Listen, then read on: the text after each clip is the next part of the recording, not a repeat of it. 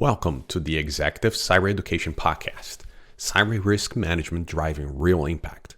I'm Dr. Bill Souza. As I mentioned in my previous episode, there's much more to discuss on cybersecurity exceptions, such as the risk it poses to the organization and the hidden dangers of cumulative risk. Exceptions to any cybersecurity policy or standards must be reviewed and approved by management, and this will vary by organization. However, a good rule of thumb here is to follow the basis on residual risk. For example, very high, a senior vice president will sign off on that risk. High, vice president, medium, and director, low and very low, perhaps a senior manager. Your organization may have different titles or even having a 3-tier risk level, like a high, medium, and low, instead of a 5-tier level. It is also vital that 2 individuals sign off on the exception, the requester's manager, following the same residual risk-based process, of course, and the cybersecurity leadership.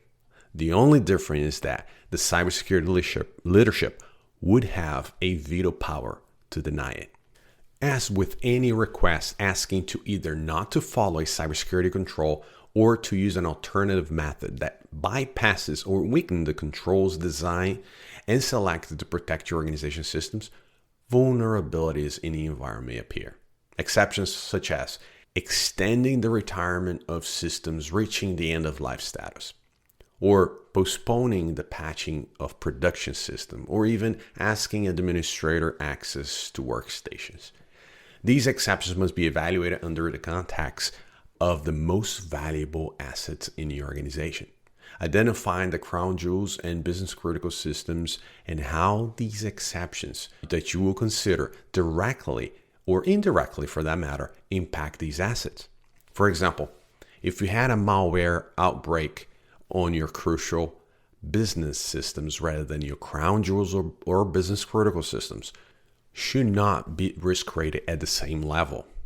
A technical person will see these as high or very high from their perspective. However, the tangible and intangible resources, capabilities, and processes for your organization were not affected from a business perspective.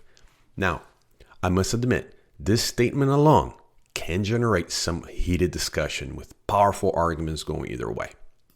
But you need to keep focus that you are not going to stop every attack. As a matter of fact, that should not be your goal at all, but rather business resilience. So risk rate accordingly. The other challenging topic is cumulative risk, triggered by cybersecurity exceptions. Detecting cumulative risk is a challenge for any business, as exceptions build up over time. There's no easy way to identify effectively. However, that does not mean you don't do anything. You won't do anything. Start with identifying exceptions to your crown jewels or critical system. List them in a spreadsheet or dashboard so that you can further provide and apply analytics to it.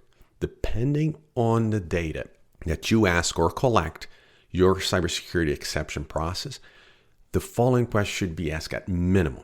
Is there any specific cybersecurity controls that has the most exceptions?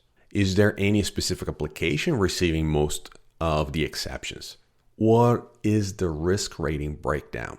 Remember, high, medium, or low, or very high to very low. The analysis of this data will provide you insights into potential cumulative risks to your most guarded systems in your organization. Could you ask more exploratory questions? Could you get more insight from the data? Could there be more variables? The answer is a resounding yes. But I want to remind you of the difference between theory and practice. Bree Pettis, the founder of MarketBot, and Keo Stark created the Done Manifesto, which contains 13 maxims to bring a vision to life. Rule number 6 specifically states, the point of being done is not to finish, but to get the other things done. And the other rule that calls my attention, and I want to bring to your attention, is rule number 8, which states, life at perfection, it's boring and keeps you from being done. Your finds will go through several managerial layers with reviews for accuracy, language, tone, and even messaging impact before it can be called finished. So collect the information, start using these facts in your risk discussions, and challenge risk owners. I want you to leave you with 3 final thoughts. First, focus on the crown jewels in critical systems. Second, identify the patterns in your exceptions related to my first point. And third, leverage your findings as an input to your risk ratio discussions. Next time, in part 3, we will discuss exception tracking and expirations. I'm glad you stopped by today. Please make sure to subscribe and leave a review on iTunes so you don't miss any future episodes. See you next time.